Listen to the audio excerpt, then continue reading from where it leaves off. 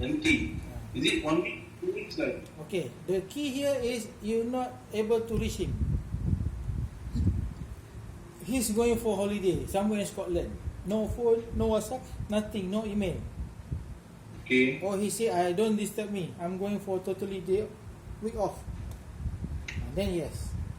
Oh, cannot be contacted. Cannot be contacted. Lengthy absence. I cannot make decision. Too far. Cannot come to the office, send off document. Okay. So next is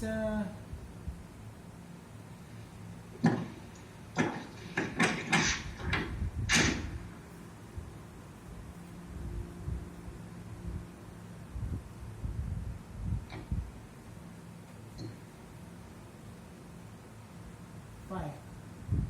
Okay, C. Okay, C we have been discussing about it. D. Okay, man-hour plan.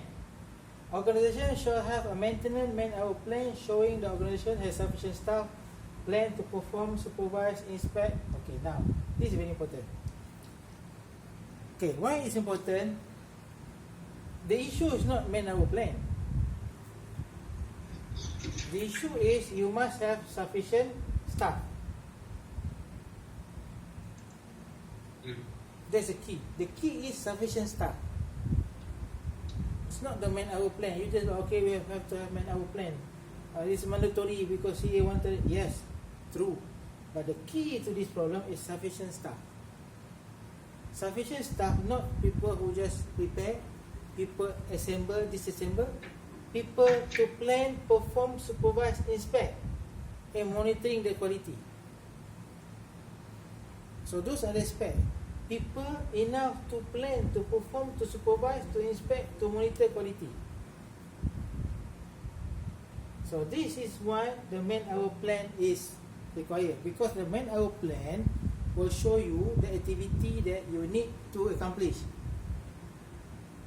and whether you have the people to do it or not, holistically as a whole. That's why you need the man-hour plan.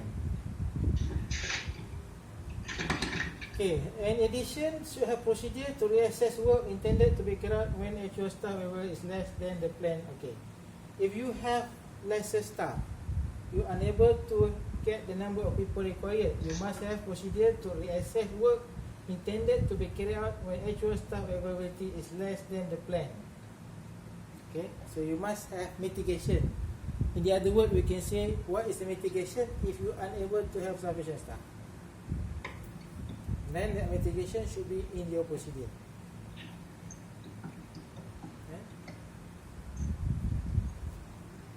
Then we talk about the E. Organization shall establish and control competency of personnel.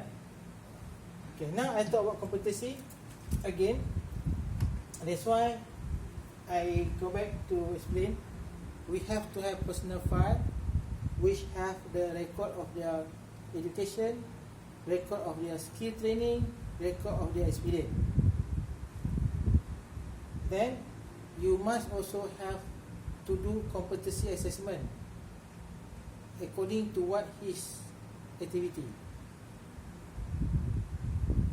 So that competency, that is another document, competency assessment, because organization shall establish control of competence of personnel involved in maintenance, management, quality audit, and according procedure and standard agreed by the DG. According to standard and procedure agreed by the DG is what is in the MOE. That's what I mean. So you must have procedure in MOE how to make sure the person is competent. So as you have the procedure, you put it in MOE, and then CA approve it, then deemed to be as procedure and standard agreed by the DG. In addition to the necessary expertise related to job function, competence must include understanding of application of human factor, human performance issue, appropriate to the function. This is why human factor, human performance is one of the mandatory course. But yet I'm not really see people being assessed on the understanding of human factor. When I do audit, they just show they've been doing the process on human factor, human performance, we accept as is. Whether they are competent in understanding those items, I'm not sure. That could be another way, another item you may try to audit to see how competent are there in terms of human factor and human performance. Okay, now competency. Competency, there's one MRO is very good. Every task there are competency check, and every competency check there are validity. So everyone, by having that, they are able to do cross function. Because why? Their competency are recorded. Maybe you are assembler, maybe you are doing inspector, but you also can do the receiving. So every process there are competency, and they check, they train and they check the competency. They give the competency certificate for every task, so they can do cross function. Suddenly you see them at the storage, sometimes you see them doing NET, sometimes you see them doing the repair. Why? There's no question about it, because they have the competency, and the competency are controlled. They are good system to control the competency.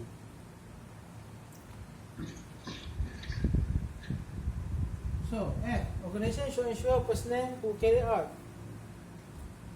and control readiness, non-destructive tests of aircraft structure component are appropriately qualified for the particular NDT test. So, this NDT qualification, NDT personnel. So, personnel who carry out their specialized tasks should be appropriately qualified according to recognized standards. So, NDT has to be recognized to the standards, certain standards.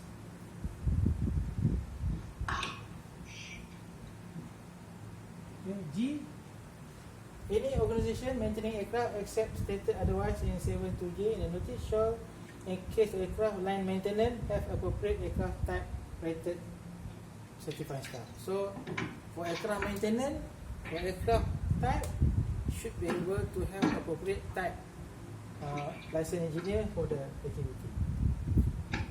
Excuse me, Prof. Yeah. If I'm not mistaken, I saw somewhere inside the MOE telling the NDT person need to be NPH holder of the.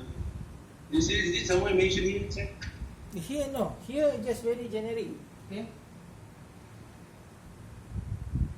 You see appropriate recognized standards. So some company they have level 1, level 2.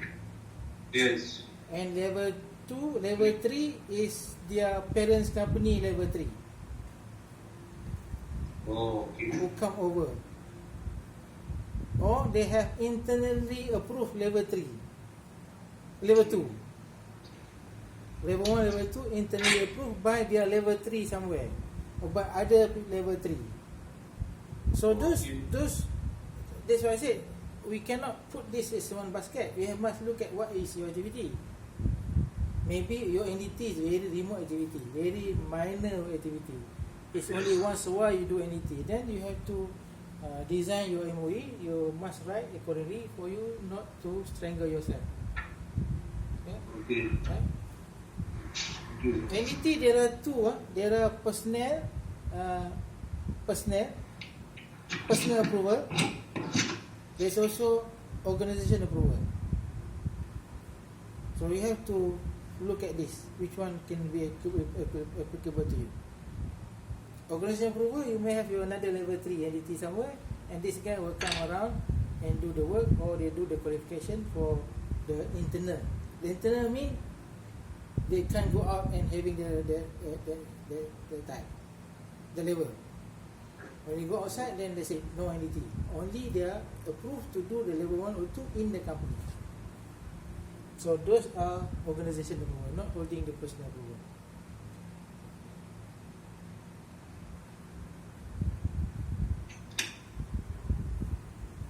Okay. Okay, component certified staff shall have certified staff authorized by the company and qualified according to the procedure approved by the G. So this is internal. You have your following component called certified staff, not necessarily LAE. You can qualify a person who has a competency to be the certified staff.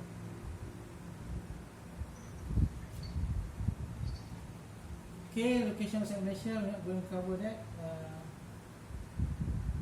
Certified staff. Okay. 73A. Any organisation maintaining aircraft components shall ensure that certified staff have an adequate understanding relevant aircraft component to the maintenance together with associated. Okay, now this issue here. What if your component has been outdated? No more OEM, no more manufacturer, maintenance manual is outdated. How you want to train someone to be the certified staff? Because the issue here, any organisation maintaining aircraft or component shall ensure certified staff have adequate understanding of the relevant aircraft and or component to be maintained together with associated organisation procedure. So there's some tricky situation somewhere. For example, life raft, life vest, old life raft. So how? And then someone say, I'm going for to be the certified staff. There's a quality when you check to how you want to let go. Say this guy can be certified staff. So you must have something in your procedure. You must have some training. I don't know how you create the training, but the fact remain is adequate understanding of relevant aircraft and component. So he must have adequate understanding, knowledge of the component he working on. He working on life raft, he must have understanding on the life raft. He must understanding how to repair the life raft. How he got trained. That is something you must work out with the company. Maybe train the senior, training the junior, and then train another junior. But we must be careful in accepting that procedure, because you must make sure whether the training, the contents are correct, maybe whether they have the right competency after training on training. I encountered this situation. Professor, if let's say the senior train the junior, I believe for the senior they have to at least have the TET. Yes. Okay, first, the senior, at least they have gone through the OEM training. That's the best. Yes. Okay. So he has to have syllabus which carry on, or he has to create the syllabus to do the training. It's not just by showing. That syllabus must be approved by the quality. You also be part of it. So how you want to approve it? You must make sure whatever been taught is according to the manual. So basically the senior have to have two. One is they have the training from the OEM, and secondly is they must have TTT. TTT is something which is not impossible. I mean, you can't impose TTT. But if you want to do that, it's good. Yeah, because last time I have the experience is there's an audit finding that say that the in-house training by the in-house trainer, no matter what training they conduct, the trainer itself, he has to at least have a TTT. Yes. You know why? Because if you go, I don't know, did you go for TTT? If you go for TTT, they teach you how to develop program. Means that you are experienced guy, you experience on seat, for example. The TTT will teach you how to develop seat training to make seat based on your experience. That's the beauty of TTT. Okay. Because TTT, they will teach you how to do the training needs first. So you have to do the training need analysis. From there, you develop your training material. So that's why TTT is good.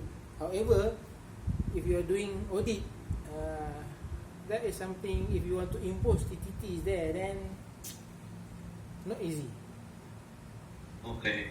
But if you're able to do that, your organization supporting that is very good. Yeah, because I have received an NCR for this TTT. Oh yeah, okay. Then okay. But it's not inside this 6501. They still issued me NCR level 2 for the TTT. Okay, because the question mark is how well he transfer the knowledge. If you are not trained to do that, then the knowledge will not be fully transferred. Yeah. Yeah. Okay. Alright. So certified staff. In the case of certified staff, okay. For the purpose of component, relevant aircraft or component mean aircraft and component specified in the particular certification of authorization. Your scope of approval. Okay, certified staff. Yeah, don't want to go too much detail. End up we're not able to finish this. Okay. If you want to go, yeah. You want to go for this? We can go again tomorrow. Because a lot of detail on certified stuff here. Okay, equipment and tool should have available. Should make available for the tool material to perform the work according to the scope. Okay. Now, how you want to address this as an auditor? First, you need to address the first thing you should ask. You ask for tool control list, master list. Equipment and tool master list. Okay, master list.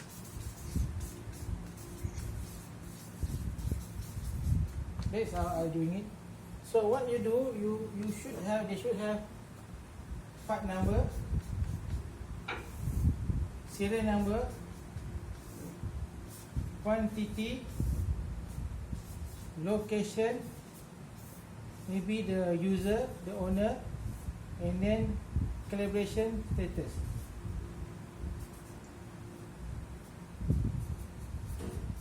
So this is a general master tool equipment. So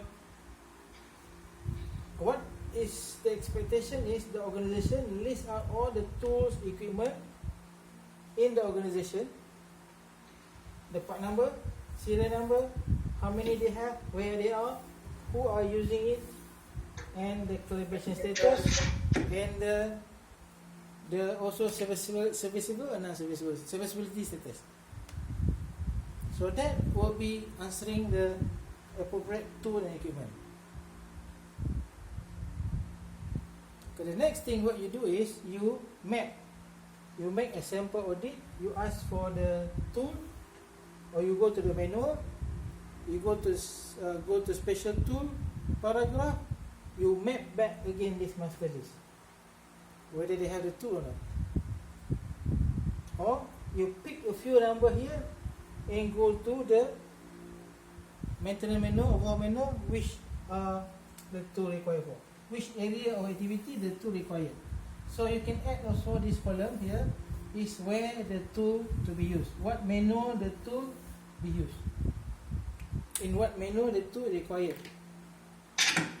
for what maintenance task. So there's another way to have this control, equipment tool material. That is my the practice I did. Okay, now you may have a problem where there's no tools available at the facility. How to address that? We can set up an arrangement contract with third party with so that you can supply the tools. Okay. Or can you make one for you yourself? Oh. And if we have the specification as per the OEM, okay, yes. The alternative tool. Not enough. I think we need a DOA. Okay, first there is option in the manual. The put the part number, the tool, the name of it, and as equivalent or equivalent, then yes. If you don't have that, you have problem. If you not having that statement, you have to go back to OEM and ask whether you can make one. Provided, like Billy said, you have the drawing. Yeah. You have the design. In my experience, there are few Toba was rejected. So this one company, they copy the Toba, 5 or 6 Toba. Similar, they copy everything. Suddenly we trace back what are the documents for this? Where do you get this tool? Or they give the drawing, very nice drawing. And they say, who designed it? Local design. Who fabricated? Local fabrication. Then you look at the manual say, they give you very specific part number and name. There's no word saying that alternative or equivalent. So the whole file Toba was rejected. So very careful, because this tool equipment is liability. Performance of the maintenance will be based on this tool equipment. If you have wrong tool and wrong equipment, you may actually damage the part. It may not be damaged during your maintenance, but may be damaged during the long term. There was a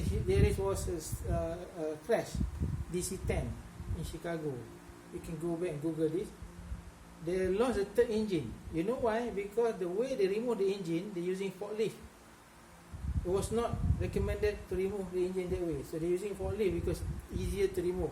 The third engine up there is very difficult. You need to have special, you have to bring the aircraft to the hangar, docking, or special crane to do that. Then they have designed, the tech service guy, I think tech service, design special forklift. But this forklift, every time they go in, they hit the engine mount. Then engine mount start to crack. See, the availability when the accident occurred, Douglas that time said, not my problem.